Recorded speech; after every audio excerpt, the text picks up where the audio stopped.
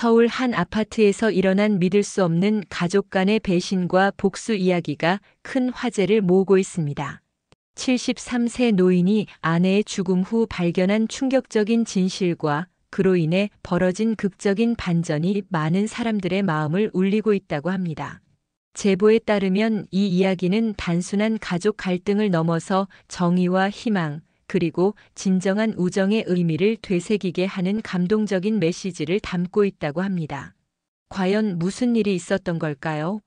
지금부터 여러분께 그 특별한 이야기를 전해드리겠습니다. 여기서 잠깐 더 많은 이야기와 재미있는 콘텐츠를 놓치지 않으시려면 지금 바로 구독과 알림 설정을 해주세요. 여러분의 관심이 저희 채널에게 큰 힘이 됩니다. 73세의 노재만은 오늘도 병원 복도를 서성이고 있었습니다. 아내 이명숙이 백혈병 진단을 받은 지 벌써 1년 반이 흘렀어요. 처음엔 괜찮을 거라고 생각했죠. 평생 모아온 돈이 3억 원 정도 있었거든요. 작은 인테리어 회사를 30년간 운영하며 한 푼씩 모은 소중한 돈이었습니다. 하지만 암이라는 게 생각보다 무서운 병이더군요. 항암 치료비, 입원비, 각종 검사 비용까지 합치니 한 달에 200만 원씩 나가더라고요. 처음엔 건강보험이 있으니까 큰 문제 없을 거라 생각했는데 막상 해보니 보험으로 커버되지 않는 치료비가 더 많았어요. 특히 명숙이가 받아야 하는 면역 항암제는 한 번에 80만 원씩 들었습니다. 여보, 미안해요. 내가 아프지 않았으면. 명숙이 병상에서 미안하다며 눈물을 흘릴 때마다 재만의 가슴은 찢어지는 것 같았어요. 45년을 함께 살아온 아내였죠. 젊은 시절 가난할 때도 불평 한 번 없이 남편을 내조해준 고마운 사람이었습니다. 재만은 아내의 손을 꼭 잡으며 말했어요. 무슨 소리야? 우리 평생 모은 돈이 뭐 하자고 있는 거겠어. 당신 치료비로 쓰려고 모은 거지. 하지만 현실은 냉혹했습니다. 1년 반 동안 치료비로 들어간 돈이 무려 2억 8천만 원이었어요. 집 담보대출로 5천만 원을 추가로 빌렸지만 그것도 바닥이 났죠. 재만은 자신이 평생 일궈놓은 인테리어 회사까지 정리해야 했습니다. 직원 3명의 퇴직금과 미수금 정리까지 하고 나니 통장에 남은 돈은 고작 40만 원뿐이었어요. 그리고 지난달 명숙이 결국 세상을 떠났습니다. 임종 직전 명숙이 재만의 손을 꼭 잡으며 마지막으로 한 말이 아직도 귓가에 맴돌아요. 여보, 고생 많았어요. 이제 우리 아들한테 의지해도 돼요. 장례를 치르는 데만 600만 원이 들었습니다. 재만은 마지막 남은 돈까지 털어서 아내를 정성스럽게 보내드렸어요. 아들 노형수도 와서 도와주긴 했지만 대부분의 비용은 재만이 혼자 감당했죠. 장례를 마치고 텅 빈 집으로 돌아온 재만의 마음은 허망하기 그지없었습니다. 45년간 함께 살던 아내도 없고 평생 모은 재산도 없고 운영하던 회사도 없었어요. 남은 건 월세 40만 원짜리 투룸 아파트와 몸뚱이 하나뿐이었습니다. 일주일이 지나자 생활비가 문제가 되기 시작했어요. 통장 잔고는 10만 원밖에 남지 않았죠. 재만은 고민 끝에 아들 형수에게 전화를 걸었습니다. 평소 같으면 절대 하지 않았을 부탁이었어요. 형수야, 아버지인데. 네, 아버지. 뭐 일 있으세요? 그게 생활비가 좀 부족해서 그런데 50만 원만 빌려줄 수 있을까? 다음 달에 기초연금 나오면 바로 갚을게. 전화 너머로 형수가 한숨 쉬는 소리가 들렸어요. 그리고 잠시 후 형수의 목소리가 들려왔습니다. 아버지, 저희도 요즘 사업이 어려워서요. 프랜차이즈 확장하느라 대출도 많이 받았고. 죄송해요. 그래? 그럼 어쩔 수 없지. 미안하다. 재만은 전화를 끊고 한참을 멍하니 앉아 있었어요. 41살 된 아들이 프랜차이즈 외식업체를 운영한다는 건 알고 있었지만 구체적으로 얼마나 버는지는 몰랐거든요. 하지만 최근에 강남에 매장을 새로 낸다고 들었는데 50만 원도 어렵다니 정말 힘든가 보다 싶었습니다. 다음 날 재만은 직접 아들 회사에 찾아갔어요. 전화로는 미안해서 제대로 말하지 못했지만 정말 급한 상황이었거든요. 기초연금이 나오려면 아직 2주일이나 더 기다려야 했으니까요. 강남구 테헤란로에 위치한 아들의 회사는 생각보다 컸습니다. 3층 건물 전체를 사용하고 있었어요. 1층은 매장, 2층과 3층은 사무실로 꾸며져 있었죠. 직원들도 열댓 명은 되어 보였습니다. 아버지, 갑자기 어떻게 오셨어요? 형수가 놀란 표정으로 제만을 맞았어요.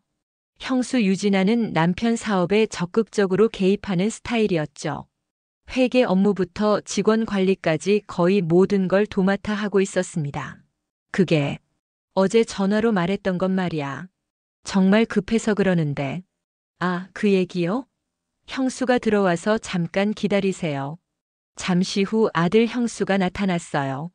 제만은 아들의 얼굴을 보니 마음이 좀 놓였습니다. 역시 혈육은 다르겠지 싶었어요. 아버지, 앉으세요. 커피 드릴까요? 아니야, 그냥 간단히 얘기하고 갈게. 어제 진아가 얘기했을 텐데 50만 원만 빌려줄 수 있을까? 형수의 얼굴이 순간 굳어졌습니다. 그리고 진아를 힐끗 쳐다보더니 입을 열었어요. 아버지, 솔직히 말씀드릴게요. 저희도 지금 정말 힘들어요. 이번 달만 해도 임대료랑 직원 월급 주고 나면 적자거든요. 제만의 가슴이 덜컥 내려앉았어요. 하지만 아들의 다음 말은 더욱 충격적이었습니다. 그리고 아버지, 이제는 저희도 저희 인생 살아야 하지 않겠어요? 어머니 치료비로도 많이 도와드렸잖아요. 제만은 아들의 말을 듣고 한동안 말문이 막혔습니다. 어머니 치료비로도 많이 도와드렸다는 말이 계속 귓가에 맴돌았어요. 도대체 언제 도와줬다는 건지 기억이 나지 않았거든요. 장례 비용도 제만이 혼자 다 감당했는데 말이죠. 형수야, 그게 무슨 소리니? 내가 언제 어머니 치료비를 도와줬다고. 아버지, 그런 식으로 말씀하시면 안 되죠. 저희가 얼마나 신경 썼는데요. 형수가 목소리를 높이며 대답했어요. 하지만 구체적으로 얼마를 언제 도와줬는지는 말하지 않더군요. 제만은 더 이상 묻기가 싫어서 그냥 일어났습니다. 그래, 알겠다. 너희도 힘들겠지. 아버지가 괜한 부탁했구나. 집으로 돌아오는 길에 제만의 마음은 무너져 내렸어요. 73년을 살면서 이렇게 초라한 기분은 처음이었습니다. 아내도 떠나고 돈도 없고 이제는 아들마저 등을 돌리는 것 같았어요. 그날 밤 제만은 명숙이의 유품을 정리하기 시작했습니다. 미루고 미뤄왔던 일이었죠. 서랍 깊숙이 숨겨져 있던 작은 수첩이 눈에 띄었어요. 명숙이가 늘 가지고 다니던 일기장이었습니다. 첫 페이지를 펼치니 명숙이의 단정한 글씨가 나타났어요. 날짜는 작년 3월이었죠. 오늘 형수가 사업 시작한다고 돈을 빌려달라고 했다. 3억이나 되는 큰 돈인데 여보는 선뜻 빌려주겠다고 하더라. 우리 아들 잘 되라고 하는 일인데 당연히 도와줘야지 싶었다. 하지만 언제 갚을 건지는 정확히 정하지 않았다. 좀 아쉽긴 하지만 가족인데 뭘. 제만의 손이 덜덜 떨렸어요. 3억을 빌려줬다고요? 그런 일이 언제 있었나 싶어서 기억을 되짚어봤는데 생각해보니 맞았어요. 작년 3월에 형수가 프랜차이즈 본사에서 독립해서 자기 브랜드를 만든다고 했었죠. 그때 제만이 정기예금을 깨서 3억을 빌려줬던 게 맞았습니다. 하지만 제만은 그게 빌려준 돈이라고 생각하지 않았어요. 아들 사업을 도와주는 마음으로 준 거였거든요. 물론 형수가 나중에 갚겠다고는 했지만 진짜로 받을 생각은 없었죠. 다음 페이지를 넘겨보니 더 충격적인 내용이 적혀 있었어요. 형수 사업이 잘 되고 있는 것 같다. 강남에 매장도 내고 직원도 많이 뽑았다고 하더라. 그런데 아직 빌려간 3억에 대한 얘기는 없다. 여보한테는 말하지 말아야겠다. 괜히 기분 상할까봐. 명숙이 혼자 고민하고 있었던 거였어요. 제만은 계속해서 일기를 읽어 내려갔습니다. 요즘 치료비가 너무 많이 든다. 한 달에 200만 원씩 나가니까 여보가 스트레스를 많이 받는 것 같다. 형수한테 조금이라도 돌려달라고 해볼까 하다가 그만뒀다. 아들 사업 방해하고 싶지 않아서. 여보가 회사까지 정리한다고 한다. 내 병 때문에 평생 일군 사업을 포기해야 하다니. 정말 미안하고 죄송하다. 형수가 조금이라도 도움을 줬으면 좋겠는데. 제만의 눈에서 눈물이 흘러내렸어요. 명숙이 혼자서 얼마나 마음고생을 했을지 생각하니 가슴이 찢어지는 것 같았습니다. 아내는 죽는 순간까지도 남편에게 걱정을 끼치고 싶지 않아서 혼자 소가리를 했던 거였어요. 마지막 페이지에는 명숙이 세상을 떠나기 일주일 전에 쓴 글이 있었습니다. 이제 정말 얼마 남지 않은 것 같다. 여보한테는 말하지 못했지만 형수네가 빌려간 3억만 있어도 당분간은 생활이 괜찮을 텐데. 내가 죽고 나면 여보가 너무 힘들 것 같아서 걱정이다. 형수가 조금이라도 양심이 있다면 도와줬으면 좋겠다. 제만은 일기장을 덮고 한참을 울었어요. 아내가 마지막 순간까지 걱정했던 게 바로 이거였구나 싶었죠. 그리고 동시에 분노가 치밀어 올랐습니다. 3억을 빌려가고도 아버지가 50만 원 달라고 했을 때 모른 척했다는 게 믿어지지 않았어요. 다음 날 제만은 카페에서 오랜 친구 진성민을 만났습니다. 진성민은 제만과 같은 또래로 젊었을 때부터 알고 지낸 사이였어요. 지금은 은퇴하고 작은 재무설계 사무소를 운영하고 있었죠. 제만아, 얼굴이 왜 그래? 명숙이 일로 많이 힘들지? 성민아, 나 정말 억울해서 미치겠어. 제만은 진성민에게 어제 발견한 일기장 내용을 모두 털어놓았어요. 3억을 빌려줬는데도 생활비 50만 원 달라고 했을 때 거절당한 이야기까지 다 말했죠. 진성민의 얼굴이 점점 굳어졌습니다. 그리고 한참 후에 입을 열었어요. 제만아, 이건 아니다. 아무리 바쁘고 힘들어도 아버지가 50만 원 달라는 걸 거절할 수는 없는 거 아니야? 그러게 말이야. 나도 참 바보 같았어. 왜 그때 3억을 그냥 줬을까?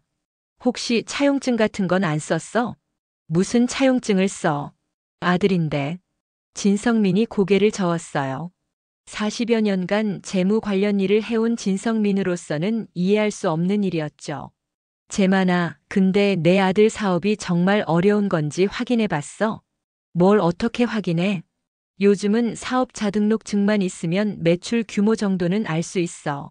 내가 한번 확인해 볼까? 제만은 고개를 끄덕였어요. 아들이 정말 어려운 상황이라면 이해해 줄 수 있었지만 만약 거짓말이라면 얘기가 달랐거든요. 그래, 한번 알아봐 줘. 나도 궁금하다. 이틀 후 진성민이 제만에게 전화를 걸었습니다. 목소리에 당황스러운 기색이 역력했어요. 제만아, 나 좀 보자. 중요한 얘기가 있어. 무슨 일이야? 전화로 말하면 안 되나? 아니야, 직접 만나서 얘기해야겠어. 카페에서 보자. 제만은 불안한 마음으로 카페에 나갔습니다. 진성민은 이미 와서 기다리고 있었는데 표정이 심각해 보였어요. 성민아, 뭔 일이야? 혹시 형수 사업이 정말 어려운가? 진성민이 가져온 서류를 테이블 위에 펼쳤습니다. 사업자 등록증 사본과 국세청에서 발급받은 매출 신고 내역이었어요. 제만아, 이거 봐. 내 아들 회사 작년 매출이 12억이야. 뭐? 12억? 제만의 눈이 커졌어요. 12억이면 엄청난 매출이었거든요. 자기가 30년간 운영했던 인테리어 회사 매출이 연간 4억 정도였는데 아들은 그것의 3배나 벌고 있었던 거였죠. 그것도 그거고 더 이상한 게 있어. 올해 들어서 매출이 갑자기 뛰었어. 1월부터 7월까지만 해도 18억이야. 그럼 1년에 30억은 넘게 버는다는 얘기네. 그런 셈이지. 근데 더 웃긴 건 프랜차이즈 매장이 고작 11개밖에 안 된다는 거야. 매장 하나당 월 매출이 3천만 원이 넘는다는 계산이 나와. 진성민의 설명을 들으니 뭔가 이상했어요. 제만도 오랫동안 사업을 해봤지만 외식업에서 매장당 월 3천만 원 매출이 나온다는 건 쉬운 일이 아니었거든요. 혹시 다른 사업도 하는 건 아닐까? 그래서 더 알아봤는데 부동산 쪽에도 손을 대고 있는 것 같아. 건물 여러 채를 소유하고 있더라고. 제만의 머리가 복잡해졌습니다. 아들이 이렇게 잘 나가는 사업을 하고 있으면서 아버지가 50만 원 달라고 했을 때 없다고 했다는 게 말이 안 됐어요. 성민아, 그럼 형수가 거짓말을 한 거네? 그런 것 같아. 아니면 정말 현금 흐름이 안 좋거나. 진성민이 잠시 멈췄다가 다시 입을 열었어요. 제만아, 근데 나한테는 왜 이런 일을 털어놨는지 알겠어? 무슨 뜻이야? 예전에 내가 나한테 해준 일 기억하지? 재만이 고개를 갸웃했어요. 워낙 오래된 일이라 정확히 기억나지 않았거든요. 20년 전에 내가 사업 실패해서 빚더미에 앉았을 때 말이야. 그때 내가 2천만 원 빌려줬잖아. 아, 그런 일이 있었지. 그때 나는 정말 죽고 싶었어. 아내는 애들 데리고 친정에 가버렸고 집도 경매 넘어갔고. 그런데 내가 아무 조건 없이 돈을 빌려줬지. 진성민의 목소리에 감정이 실려 있었어요. 그 돈으로 나는 다시 일어날 수 있었어. 재무 설계 일을 시작할 수 있었고 가족도 다시 모일 수 있었지. 그런데 내가 한 번도 갚으라고 재촉한 적이 없잖아. 그런 건 뭐. 나중에 내가 갚으려고 했을 때도 받지 않았지. 친구인데 뭘 그런 걸 따져라고 했잖아. 재만은 그제야 기억이 났어요. 진성민이 5년 전에 2천만 원을 갚겠다고 왔을 때 정말로 받지 않았었죠. 그때는 진성민도 겨우 자리를 잡은 상황이었고 재만 자신도 사업이 괜찮았으니까요. 재만아, 나는 그때부터 계속 빚진 마음으로 살았어. 언젠가는 내게 보답하고 싶었는데 기회가 없었잖아. 성민아, 무슨 소리야. 친구끼리 그런 걸 따질 필요 없어. 아니야, 있어. 특히 지금 같은 상황에서는 더욱 그래. 진성민이 재만의 어깨에 손을 얹었어요. 재만아, 넌 이렇게 끝날 사람이 아니야. 나는 내가 어떤 사람인지 알거든. 어려운 사람 보면 그냥 못 넘어가는 사람이잖아. 하지만 지금 내 상황이. 그래서 내가 도와주려는 거야. 내 아들이 정말로 어려운 건지 아니면 다른 이유가 있는 건지 제대로 알아보자. 재만의 가슴에 뭔가 뜨거운 것이 올라왔어요. 아들한테는 버림받았지만 친구만큼은 자신을 이해해주고 있다는 게 고마웠거든요. 어떻게 알아본다는 거야? 일단 내 아들 사업 구조부터 정확히 파악해보자. 매출이 저렇게 높은데도 현금이 없다면 분명 이유가 있을 거야. 진성민은 자신의 경험을 토대로 설명했어요. 사업에서 매출이 높아도 현금 흐름이 나쁠 수 있는 경우들을 말이죠. 첫 번째는 미수금이 많은 경우야. 매출은 올렸는데 돈은 못 받은 거지. 두 번째는 재고가 너무 많이 쌓인 경우고. 외식업에서 그런 일이 있을까? 세 번째가 더 중요해. 다른 곳에 투자를 너무 많이 한 경우야. 부동산이나 다른 사업에 돈을 묶어놨을 수도 있거든. 진성민의 말을 들으니 뭔가 수상했어요. 아들이 부동산도 하고 있다고 했으니까요. 네 번째는 좀 심각한 경우인데. 뭔데? 돈을 엉뚱한 곳에 쓰고 있는 경우야. 도박이나 투자 실패 또는 진성민이 말을 멈췄어요. 하지만 재만은 그 뒤를 충분히 짐작할 수 있었죠. 성민아, 설마 형수가. 아직 확실하지 않으니까 속단하지는 말자. 하지만 제대로 알아볼 필요는 있어. 재만은 고개를 끄덕였어요. 아들을 의심하고 싶지는 않았지만 명수기의 일기를 생각하면 그냥 넘어갈 수는 없는 일이었거든요. 그럼 어떻게 시작할까? 일단 내 아들 회사 등기부등본부터 떼어보자. 그리고 소유하고 있다는 부동산들도 확인해보고. 그런 걸 어떻게 알아내? 내가 아는 사람이 있어. 부동산 중개업을 하는 친구인데 도움을 요청해 볼게. 진성민의 적극적인 모습을 보니 재만의 마음에도 변화가 일어났어요. 그동안은 그냥 체념하고 살려고 했는데 이제는 진실을 알고 싶어졌거든요. 성민아, 고맙다. 정말 고마워. 고맙긴 뭘. 이제 시작이야, 재만아. 일주일 후 진성민이 재만에게 전화를 걸었습니다. 목소리에 흥분이 섞여 있었어요. 재만아, 큰일 났어. 내 아들 사업이 생각보다 훨씬 복잡하다. 무슨 소리야? 직접 만나서 얘기하자. 자료가 너무 많아. 재만은 서둘러 진성민의 사무실로 향했습니다. 진성민은 책상 위에 서류들을 가득 펼쳐놓고 기다리고 있었어요. 재만아, 앉아. 이거 보면 깜짝 놀랄 거야. 진성민이 첫 번째 서류를 가리켰습니다. 내 아들 회사 이름이 행복한 식탁이지? 그런데 실제로는 이 회사가 모회사고 밑에 자회사가 5개나 있어. 자회사가 왜 그렇게 많아?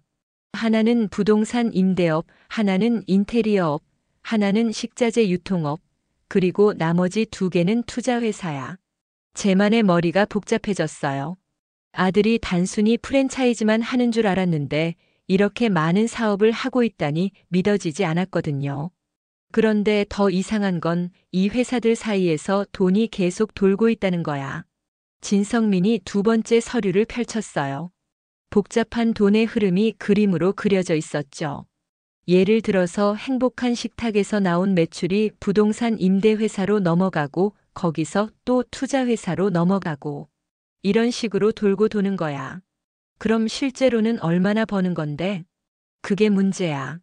겉으로 보기에는 각 회사마다 매출이 있는 것처럼 보이지만 실제로는 같은 돈이 여러 번 계산되는 거거든. 재만이 이해하기 어려운 표정을 짓자 진성민이 더 쉽게 설명해 줬어요. 쉽게 말해서 100만 원을 가지고 여러 회사를 거쳐가면서 300만 원 매출인 것처럼 보이게 만드는 거야. 그런 게 가능해?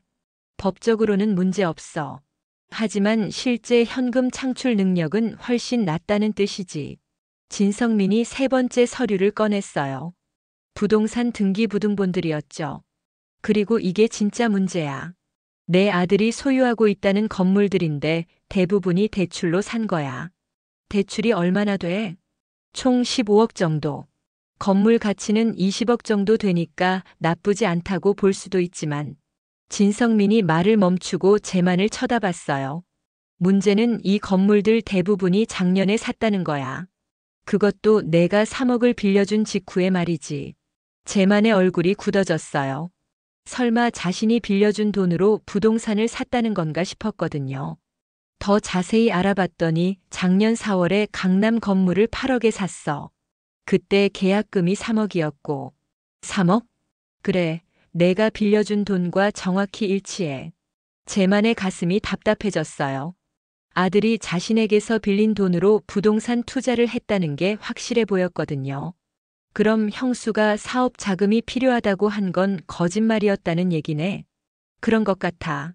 실제로는 부동산 투자 자금이 필요했던 거지. 진성민이 네 번째 서류를 꺼냈어요. 이번에는 은행 거래 내역서였죠. 그리고 이게 가장 이상한 부분이야. 올해 들어서 알 수 없는 돈이 계속 들어오고 있어. 알 수 없는 돈? 개인 명의로 들어오는 돈들이야. 한 번에 500만 원씩, 2천만 원씩, 총 합계가 1억 5천만 원 정도 돼. 재만이 서류를 자세히 들여다봤어요. 정말로 여러 개인 명의로 큰 돈들이 입금되어 있었죠. 이게 뭔 돈일까? 내 추측으로는 투자금인 것 같아. 개인들한테서 투자를 받은 거지. 투자금이면 나쁜 건 아니잖아. 문제는 이 돈들이 어디로 갔느냐야. 진성민이 다른 페이지를 가리켰어요. 입금된 지 일주일 안에 모두 빠져나갔어. 그것도 개인 통장으로. 개인 통장? 내 아들하고 며느리 개인 통장으로 말이야. 재만의 머리가 어지러웠어요. 투자받은 돈을 개인 용도로 썼다는 건 심각한 문제였거든요. 성민아, 이거 혹시 사기일 가능성이 높아. 투자금을 받아놓고 사업에 쓰지 않고 개인적으로 썼으니까. 재만은 한동안 말을 못했어요. 자신의 아들이 이런 일을 하고 있다는 게 믿어지지 않았거든요. 그럼 지금 형수 상황이 어떻다는 거야? 겉으로는 잘 나가는 것처럼 보이지만 실제로는 빚더미에 앉아 있는 거야. 은행 대출 15억, 개인 투자금 1억 5천만 원. 거의 17억 가까운 부채가 있다고 봐야 해. 그럼 정말 돈이 없는 건가? 진성민이 고개를 저었어요. 돈이 없는 게 아니라 돈을 다른 곳에 숨겨놨을 가능성이 높아. 보통 이런 경우에는 해외 계좌나 다른 사람 명의로 돈을 빼돌리거든.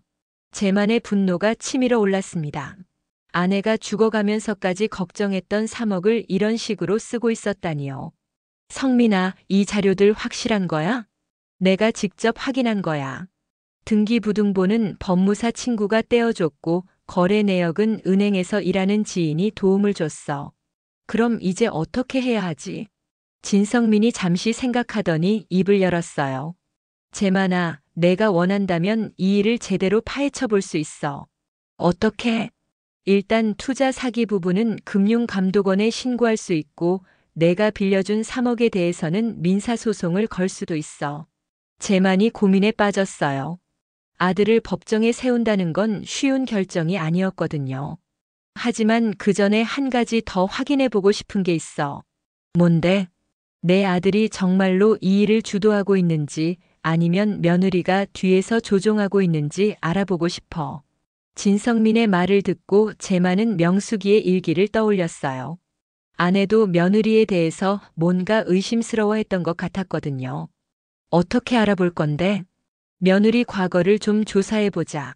결혼 전에 뭘 했는지 어떤 사람인지 말이야. 제만은 고개를 끄덕였어요. 진짜 진실을 알기 위해서는 모든 걸 확인해 봐야겠다고 생각했거든요.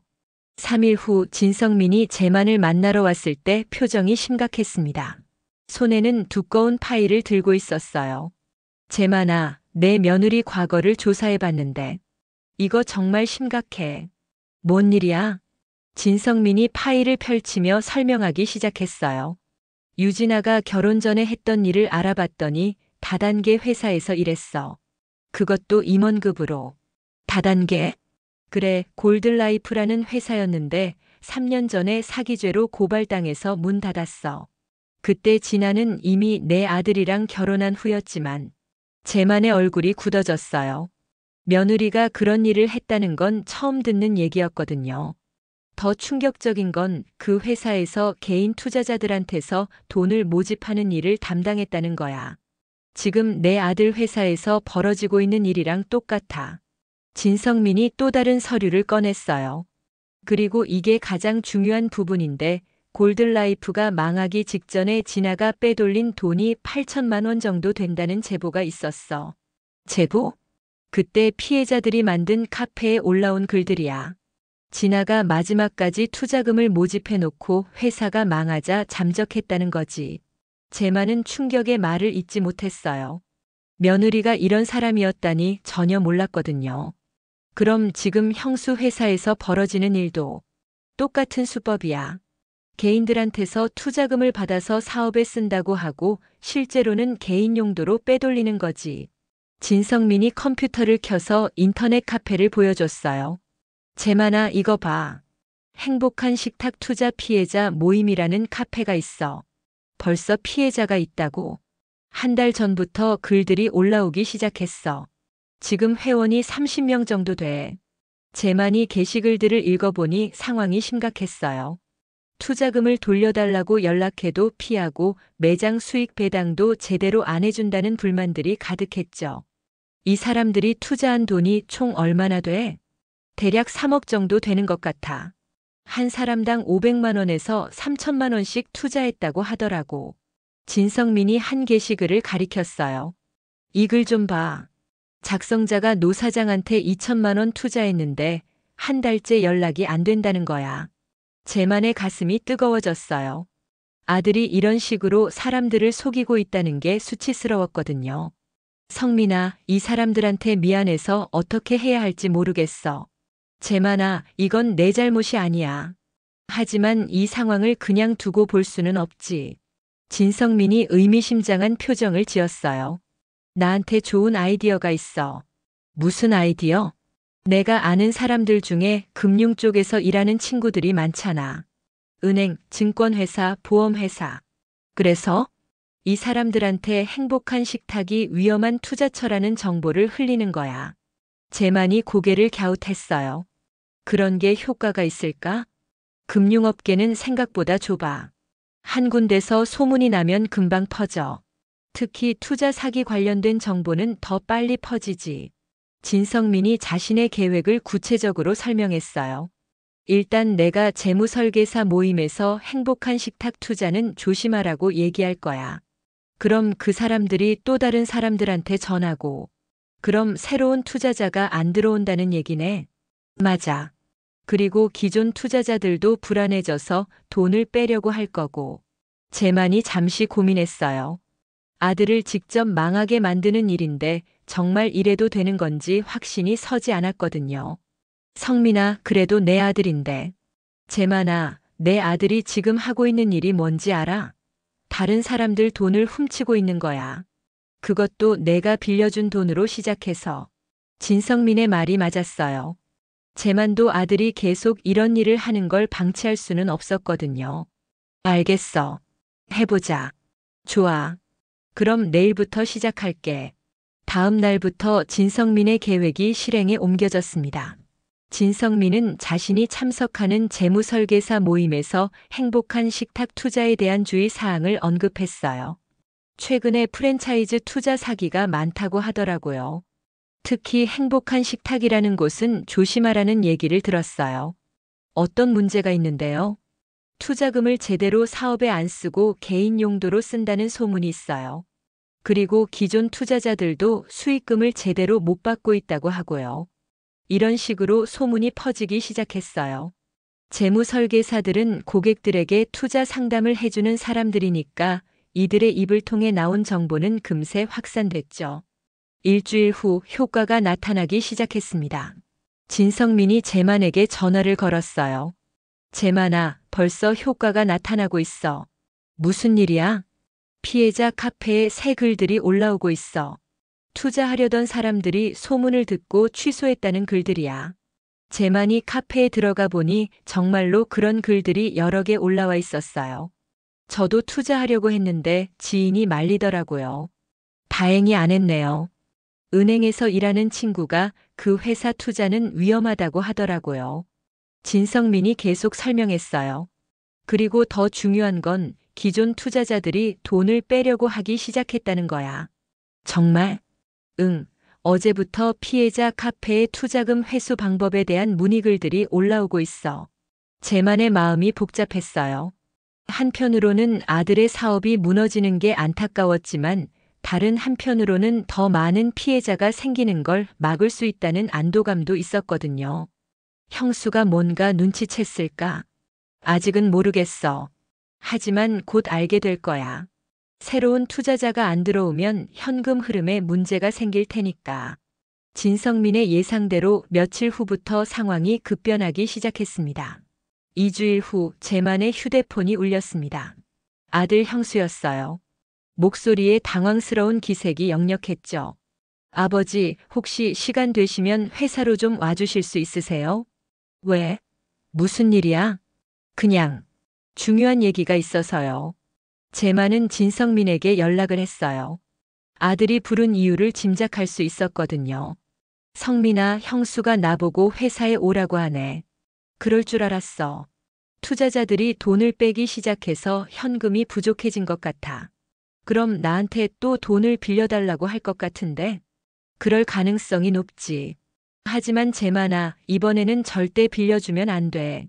오히려 기존에 빌려준 3억부터 받아내야 해. 제만은 마음을 굳게 먹고 아들 회사로 향했습니다. 회사 분위기가 예전과 달랐어요. 직원들 표정이 어둡고 뭔가 불안한 기운이 감돌았죠. 아버지 오셨어요. 형수가 나와서 맞았는데 얼굴이 많이 상해 있었어요. 평소 화장을 진하게 하던 사람인데 오늘은 거의 맨 얼굴에 가까웠죠. 어디 있어? 사무실에 있어요. 들어가세요. 아들 형수는 사무실에서 뭔가 서류를 보고 있었습니다. 제만이 들어가자 얼굴을 들었는데 며칠 사이에 많이 야위어 보였어요. 아버지 앉으세요. 무슨 일로 부른 거야? 형수가 한숨을 쉬며 입을 열었어요.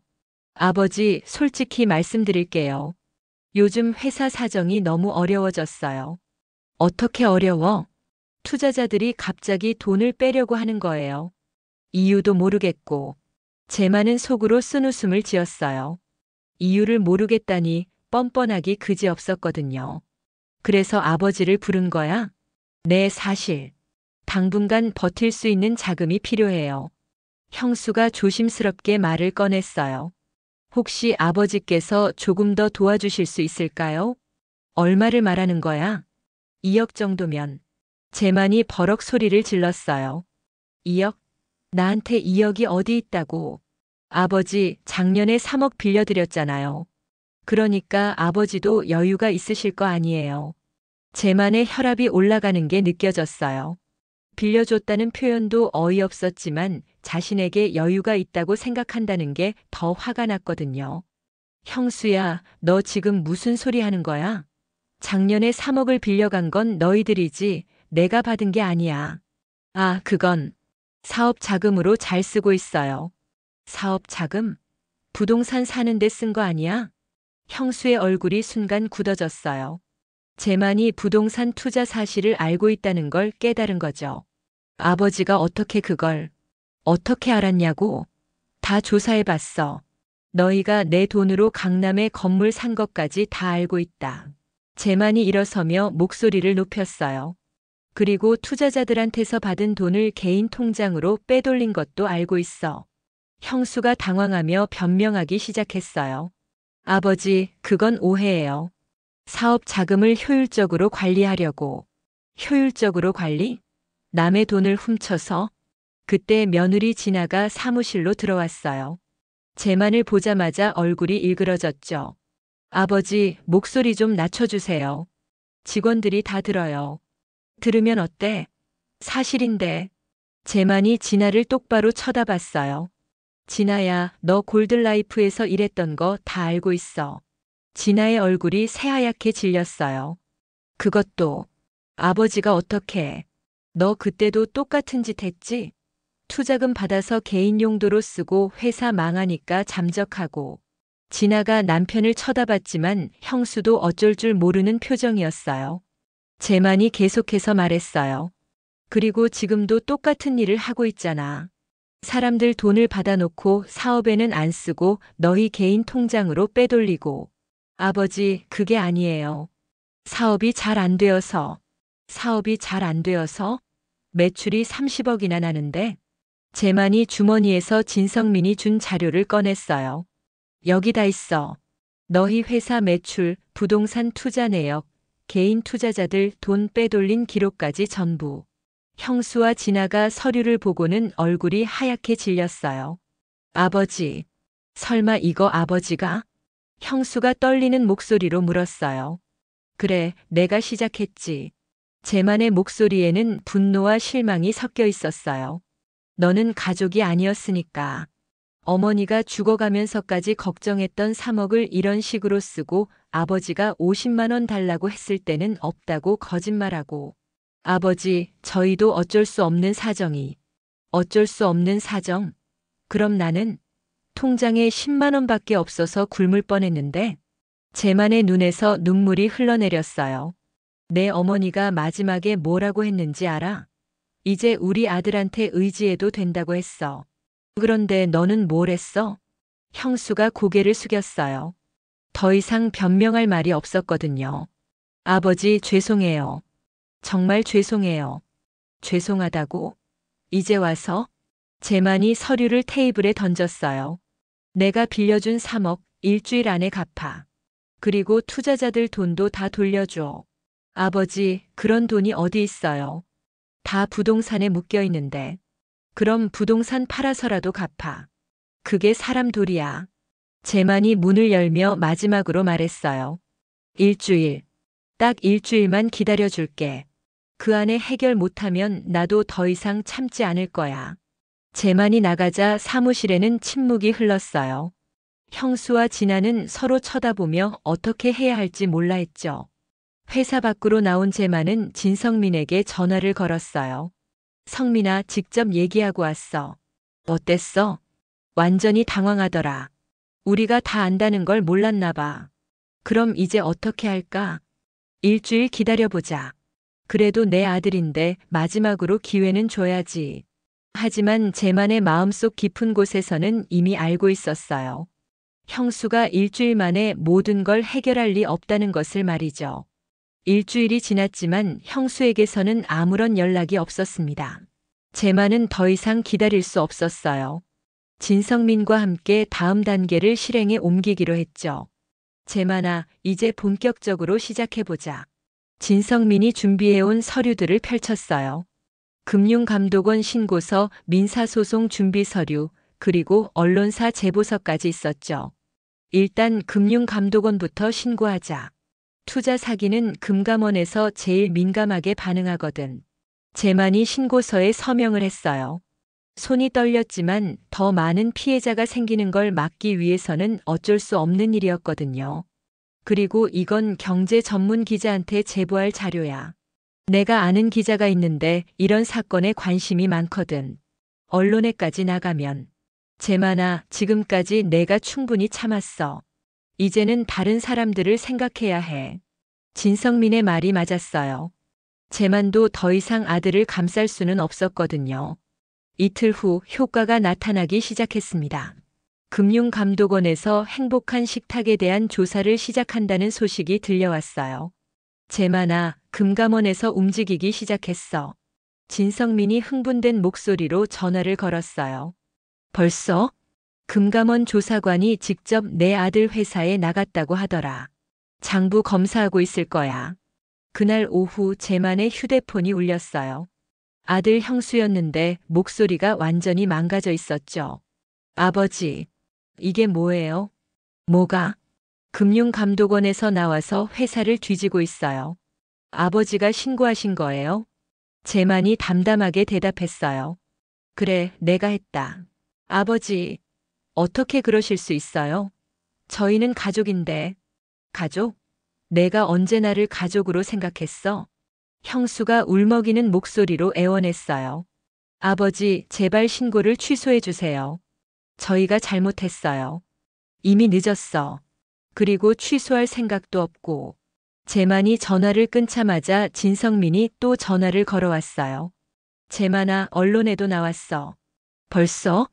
경제신문 인터넷판에 기사가 떴어. 프랜차이즈 투자 사기 의혹, 개인 투자자 피해 확산 이런 제목으로. 재만이 인터넷으로 기사를 확인해 보니 생각보다 자세하게 나와 있었어요. 회사 이름은 가명으로 처리되어 있었지만 업계 사람들은 금방 알아볼 수 있을 정도로 구체적이었죠. 기사가 나간 후 상황은 급속도로 악화됐습니다.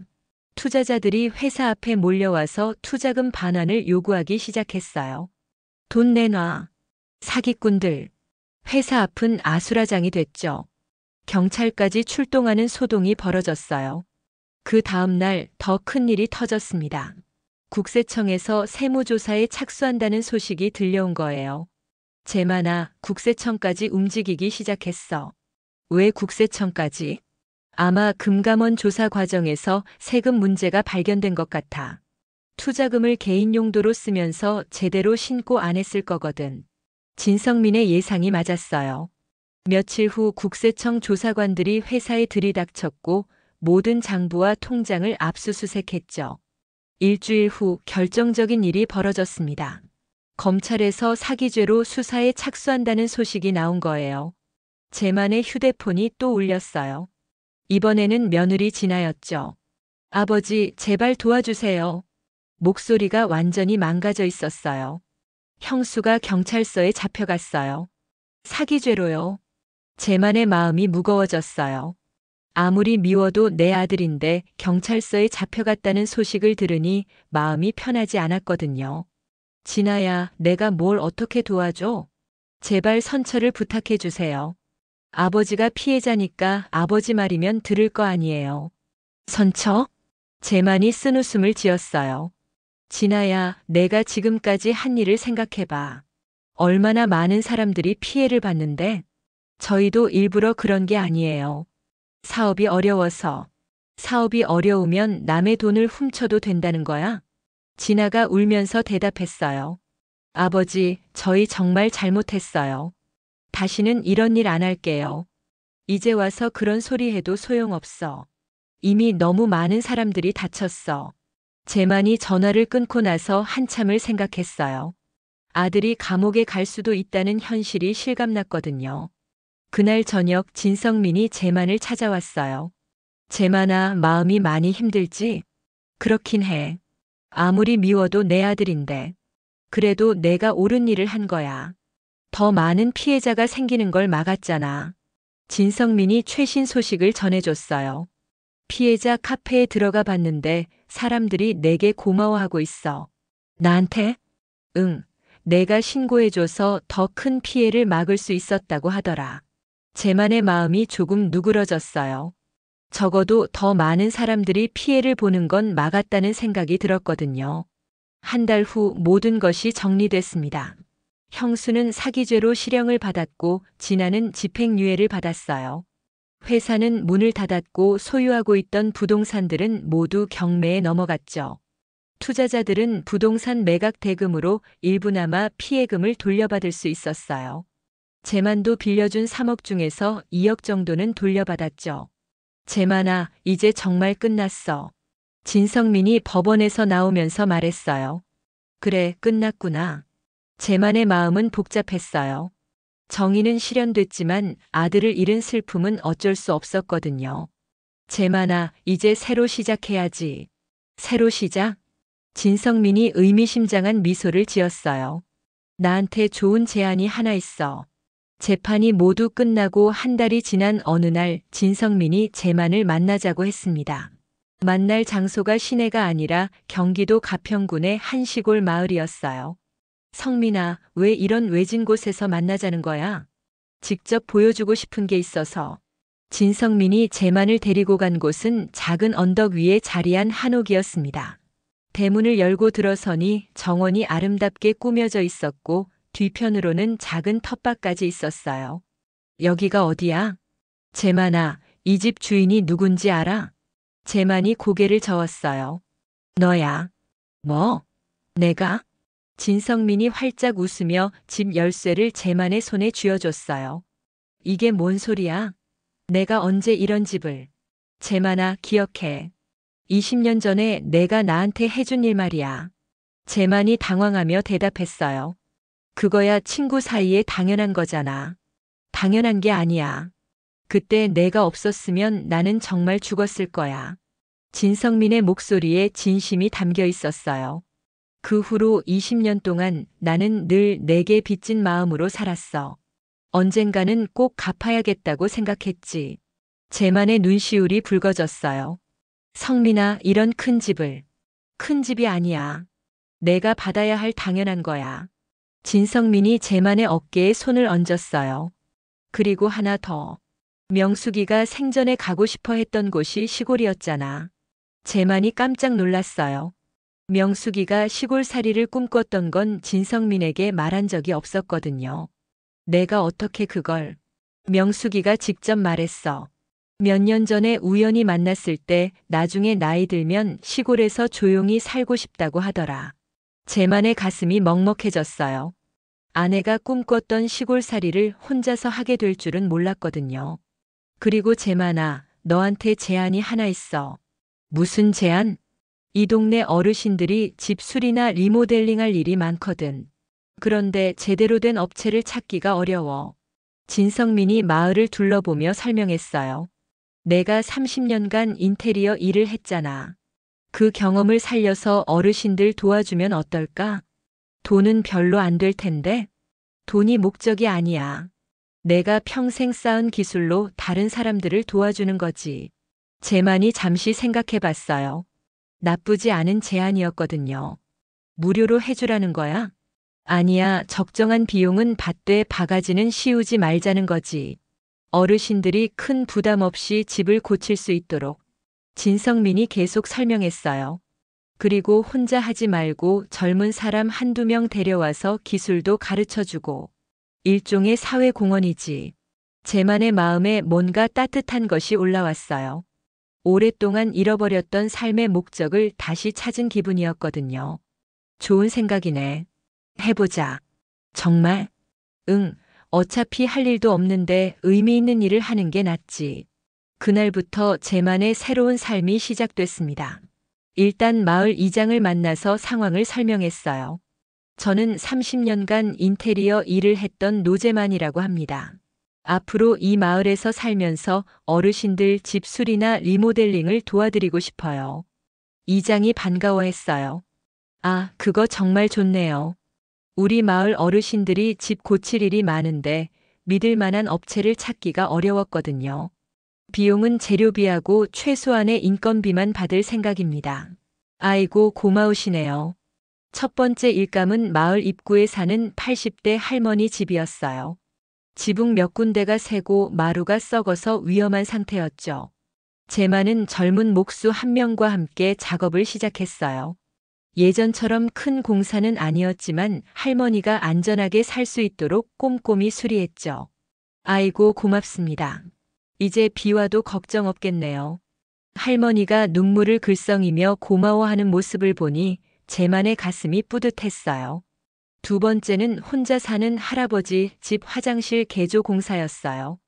기존 화장실이 너무 불편해서 거동이 어려운 할아버지가 고생하고 있었거든요. 할아버지가 편하게 쓰실 수 있도록 안전 손잡이도 달고 바닥도 미끄럽지 않게 해드릴게요. 그런 것까지 해줘도 되나?